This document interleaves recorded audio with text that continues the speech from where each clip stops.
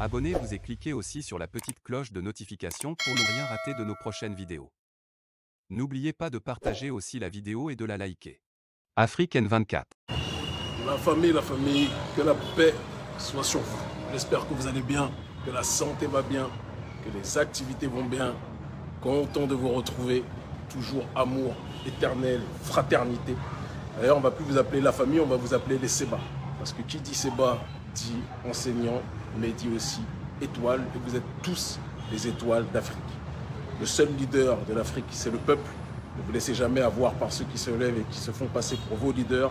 Je ne suis pas votre leader, même si je suis, en effet, on ne va pas se mentir, très influent. Mais je suis avant tout une voix. D'accord? Je ne suis qu'un soldat. Le seul leader du peuple, c'est le peuple lui-même. C'est très important que l'on puisse le dire. Plaisir de vous retrouver. Aujourd'hui, on va parler d'un certain nombre de sujets. On va parler de ce qui se passe au Burkina Faso par l'intermédiaire des manifestations contre le scélérat d'Amiba. D'accord? On parlera de Dramane. Et donc, on sait qu'il va y avoir les moutons, les ados-moutons qui vont arriver d'ici peu de temps pour accourir avec leurs 49 fautes par lettre. Vous comprenez de quoi je parle? Ironie, bien sûr. Et on parlera enfin des ennemis, merci mon cher frère, on parlera enfin des ennemis du panafricanisme, que sont les ennemis du Mali, qui se sont déchaînés, ils ne sont pas nombreux, mais ils essayent de faire du bruit.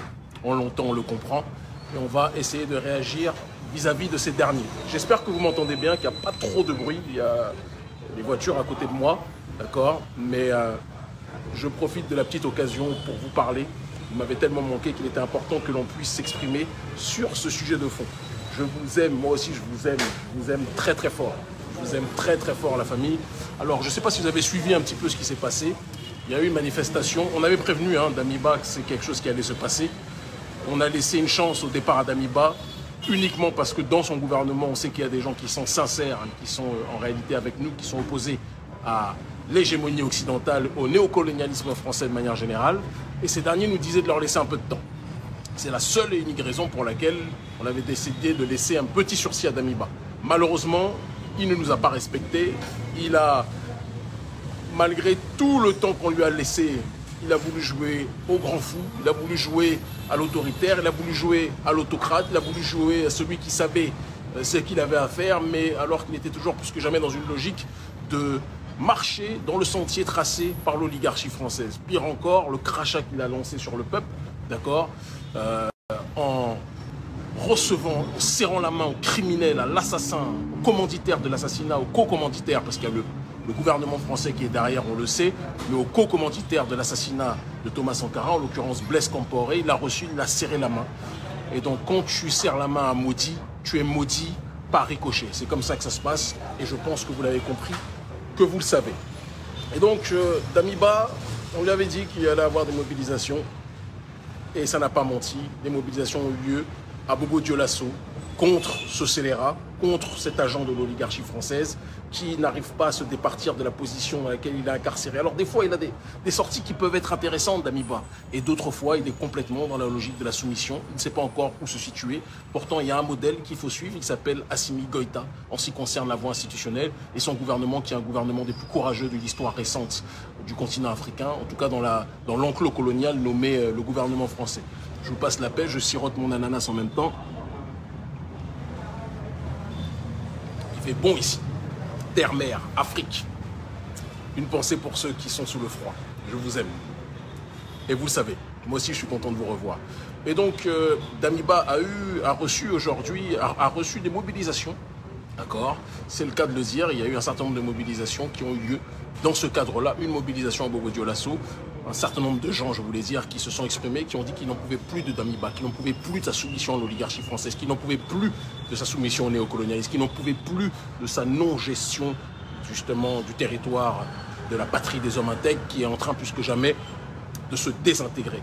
Un certain nombre de membres de cette patrie courageuse ont exprimé leur colère. Alors, certains médias parlent de quelques centaines, ce n'est pas quelques centaines, ils étaient des milliers à s'être mobilisés, d'accord? C'était quelque chose qui était prévu depuis un certain nombre de temps. Et ce qui devait se passer, s'est passé. Et je peux dire à Damiba que ça va se répéter tant qu'il ne changera pas la direction qui est la sienne. Aujourd'hui, ce ne sont plus les dirigeants qui décident pour le peuple africain, c'est le peuple qui décide par lui-même, parce que ce que les élites, les pseudo-élites africaines ne font pas pour le peuple a décidé de le faire lui-même. C'est la logique dans laquelle on est, soit vous acceptez, soit vous sautez, comme ton prédécesseur Roch-Marc Kaboré, comme, comment il s'appelle, Ibeka, etc., etc., comme Alpha Condé, et tous ceux qui ne marcheront pas dans la ligne du panafricanisme, je le dis avec une très grande simplicité, tous ceux qui seront dans une logique de marcher dans la ligne du néocolonialisme sauteront. On n'est pas des amoureux des coups d'État, mais on est des amoureux de la justice. Et si vous êtes soumis aux colons, on vous fera sauter. C'est comme ça que ça se passe. Et je vous le dis tranquillement, avec la plus grande des sérénités. Vous allez devoir vous adapter. Nous sommes une nouvelle génération. Je sais que nos ennemis, et d'ailleurs je salue les renseignements généraux, le ministère de la Défense français qui nous surveille, qui scrute nos pages, qui est tout le temps en train de regarder nos pages et qui s'inquiète de notre portée, mais qui est bien content en même temps de pouvoir regarder notre actualité, parce que ça lui permet, on n'est pas bête, hein, d'avoir un certain nombre d'informations sur la teneur des événements, sur la teneur du message et tout ce qui s'ensuit. Donc c'est dans cette logique qu'ils sont, c'est la raison pour laquelle ils nous observent, et ils ont d'ailleurs commencé leur campagne de propagande et de calomnie à notre rencontre. Donc, et je passe aussi un message à Damiba qui a fait arrêter un membre de la société civile, c'est le deuxième après moi d'ailleurs, qui est arrêté pour soi-disant outrage au président, simplement parce qu'il a dit ce qu'il pensait. Un frère courageux, d'accord, si je ne m'abuse, je crois qu'il est du Balai Citoyen, et qui est arrêté comme je l'ai été en 2019, lorsque j'ai dit la vérité sur les présidents marionnettes africains, d'accord, qui sont téléguidés par celui qui a l'âge d'être leur fils, mais qui se considère comme leur ancêtre, en l'occurrence Emmanuel Macron, et je le dis en sirotant mon jus d'ananas. Voilà, donc une paix, une grosse pensée pour ce frère, que tous ceux qui peuvent se mobiliser pour le faire sortir, le fassent sortir, d'accord. On est dans des pays où aujourd'hui, dès que vous dites ce que vous pensez, c'est outrage à président. Dès que vous dites ce que vous avez dans votre esprit, dans votre cerveau et sur le cœur, ça devient outrage à dirigeant. C'est crime de lèse-majesté, des gens qui n'ont pas de couronne, qui n'ont rien de la royauté, qui n'ont rien de l'intimité, qui n'ont rien de la souveraineté, mais qui veulent être traités comme des rois. Ça ne pourra pas fonctionner comme ça. Et je dis, Damiba, je te le dis comme je l'ai dit à ton prédécesseur, Roch-Marc Kaboré, je le dis comme je l'ai dit à tous les dirigeants qui ont sauté, fais attention. Fais attention, mon frère. Fais attention. Il y a un chemin, c'est le chemin de l'autodétermination, de la souveraineté. Tant que tu continueras à frayer avec le néocolonialisme français, à être dans une voie justement de collusion avec l'oligarchie occidentale, je peux t'assurer que tu n'iras pas dans la bonne direction. Nous sommes la facture de nos ancêtres et nous n'accepterons pas que quiconque sorte du chemin que nos aïeux ont tracé pour la résurrection et la reconstruction de notre population et de notre continent. Entends bien ce que nous disons. C'est très important. Donc ce point-là est évoqué, il est important de le dire, et donc grosse dédicace pour cette mobilisation. Et je te donne un indice, Damiba, il y en aura d'autres. Il y aura d'autres mobilisations de ce style. Je le dis tranquillement de là où je suis, mais tu sais que tout rentre à mes oreilles, et ce qui rentre à mes oreilles ou ce qui sort de ma bouche a toujours un sens. Réfléchis à cela. On va passer maintenant au cas de la Côte d'Ivoire, où on a Gérard Abdoulaye Rachid Moullah Ahmed Tati Darmanin, qui se fait passer pour français, mais comme vous l'avez compris à son nom, il n'est pas très français, d'accord. Ministre de l'Intérieur, raciste devant l'éternel, quelqu'un de profondément hostile à l'Afrique sur son territoire, mais qui a compris que la Côte d'Ivoire, c'est son territoire. Donc, il est hostile vis-à-vis des Africains, mais il sait qu'il peut se balader en toute tranquillité et être reçu par le préfet du département africain qu'est la Côte d'Ivoire, département français qu'est la Côte d'Ivoire. Tous ceux qui ont été en Côte d'Ivoire savent que c'est un département français et que Alassane Dramatique Ouattara, je répète, Alassane Dramatique Ouattara est évidemment le préfet, un préfet, et vraiment pas le meilleur, un préfet d'Emmanuel Macron. Et c'est pour ça que dans un pays normalement doté de raison, un ministre de l'Intérieur ne peut pas venir dans votre pays et rencontrer le président, être reçu, manger à checker, avoir tout ce qu'il veut émanant de ce président. Mais la Côte d'Ivoire est un département français. Malheureusement, j'ai énormément de sympathisants en Côte d'Ivoire, vous le savez, je vous aime très fort, mais c'est la vérité. Donc Rachid Abdoulaye Mohamed Moussa Darmanin, Gérald, qui se fait passer pour un Français gaulois Vercingétorix, mais qui est plus proche du Harki que de Vercingétorix, eh bien, est venu rencontrer donc ses employés, d'accord, le ministre de l'Intérieur de Côte d'Ivoire et Alassane Dramati Ouattara. Il a demandé d'ailleurs où était Dominique, puisque vous savez que tous ceux qui passent en Côte d'Ivoire peuvent rencontrer Dominique, si vous voyez de quoi je parle.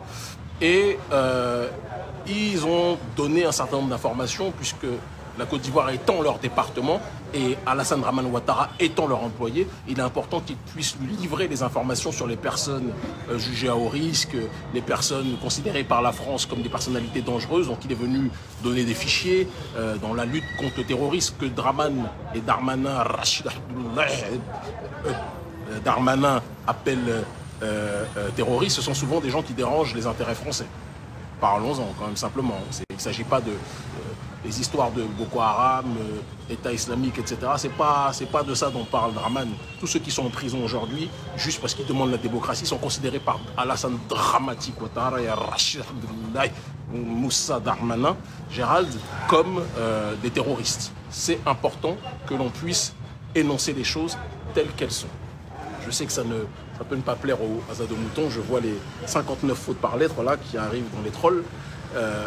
Mais il faut qu'on dise les choses telles qu'elles sont. Et je pense qu'ils ont aussi parlé, évidemment, du phare du panafricanisme actuellement. Il y a quelqu'un qui me dit bientôt tu vas aller en prison. Mais vous ne savez pas que c'est... Si vous me remettez en prison, parce que vous savez que la prison j'y vais comme à l'hôtel, à chaque fois vous ne faites qu'accroître mon audience. Donc continuez, il n'y a aucun problème. En prison ou dehors, à chaque fois vous m'attaquez, vous ne faites que faire exploser notre audience et notre influence en Afrique francophone. C'est vous qui avez fait de nous ce que nous sommes en termes d'icônes, même si j'aime pas ce terme, en Afrique francophone et dans la diaspora. Continuez à nous attaquer. Je pense que vous êtes vraiment très mal tombés. Vous n'avez pas compris ce qu'il y a dans notre esprit. Nous, on ne fait pas partie de la génération qui a peur de la prison, qui a peur de la mort, qui a peur de vos menaces de mort. On en reçoit tout le temps, j'en parle pas. Je ne fais pas partie de cette école-là. Ça fait 20 ans qu'on est dans votre collimateur. Vous nous avez mis 4 fois en prison. On n'en parle pas trop. On continue à faire ce qu'on a à faire. Et on continuera, plus que jamais, à secouer le cocotier, que cela vous plaise ou pas. Donc, ils ont parlé sans doute du Mali, et notamment des mercenaires ivoiriens qui sont actuellement détenus légitimement au Mali. D'accord ? Et ils essaient de renforcer les liens entre la matrice coloniale et le département, français qui est la Côte d'Ivoire. Je vous assure, ceux qui sont allés en Côte d'Ivoire et qui sont allés en Guadeloupe ou en Martinique savent. Alors, la Guadeloupe, il y a un terreau de résistance qui est très présent en Martinique aussi.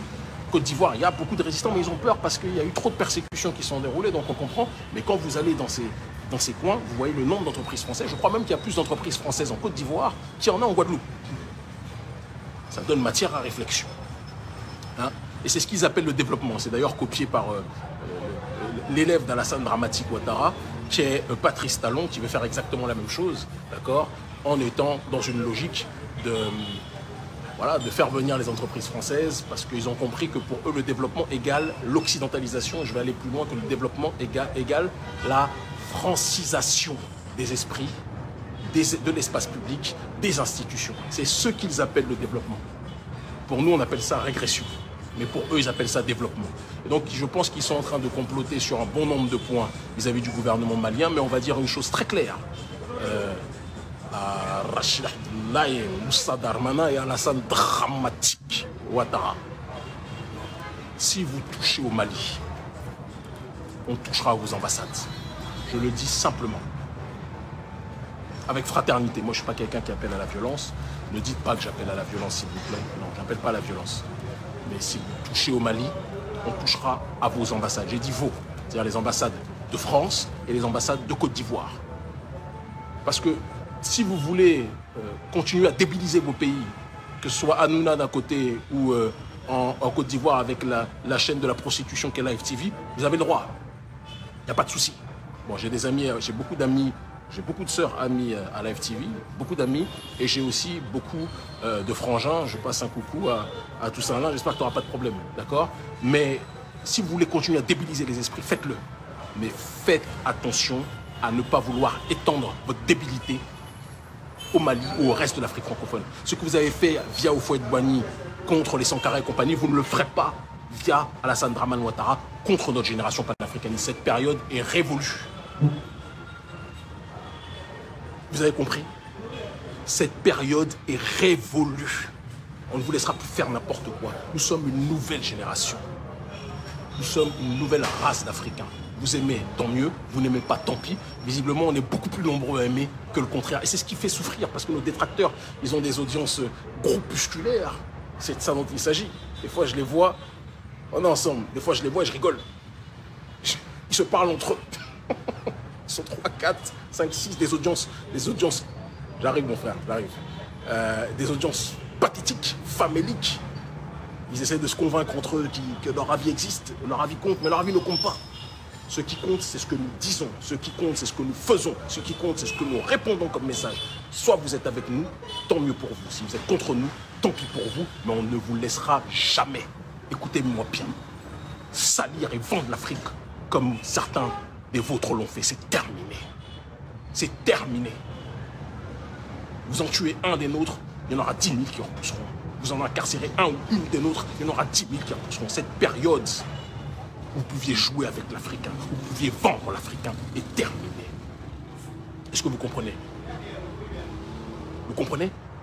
J'espère pour vous que vous comprenez. Ma famille, je vous aime très fort. Nouvelle génération imbrisable. Nouvelle génération imbattable. Menton pointé vers le ciel. Personne ne nous arrêtera. Donc au Mali bientôt, d'ici quelques jours, je ne vais pas donner la date par prudence, mais courant octobre, nous y serons, d'accord? Et la fête va commencer. AR, Afrique Résurrection, comme je vous l'ai dit, de manière imminente, courant octobre aussi, on est en train de travailler, charbonner, des grosses figures de la nouvelle génération panafricaine seront présents, chacun dans leur domaine de prédilection. Ah là là là là. J'aime ce qui se passe. J'aime ce combat. J'aime ce qui se passe en Afrique. J'aime l'amour du peuple. J'aime l'amour des gens. Et j'aime surtout voir l'Africain, l'homme noir et la femme noire redresser la tête et ne plus jamais accepter que le colon lui dise quoi faire. Et je précise, nous, c'est ni l'Occident, ni qui que ce soit, c'est l'Afrique d'abord.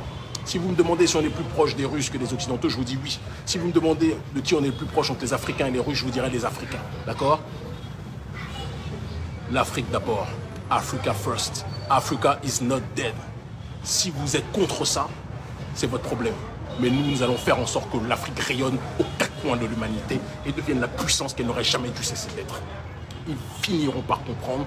Nous sommes majoritaires, n'oubliez jamais. Nos ennemis, nos détracteurs tiennent dans une cabine téléphonique, même dans mon magnifique verre d'ananas. C'est trop grand pour eux. Si vous comprenez de quoi je parle. Je vous aime. Ils finiront par comprendre. On se tient au courant. À bientôt. Likez la vidéo si ce n'est pas déjà fait. Laissez aussi votre point de vue en commentaire.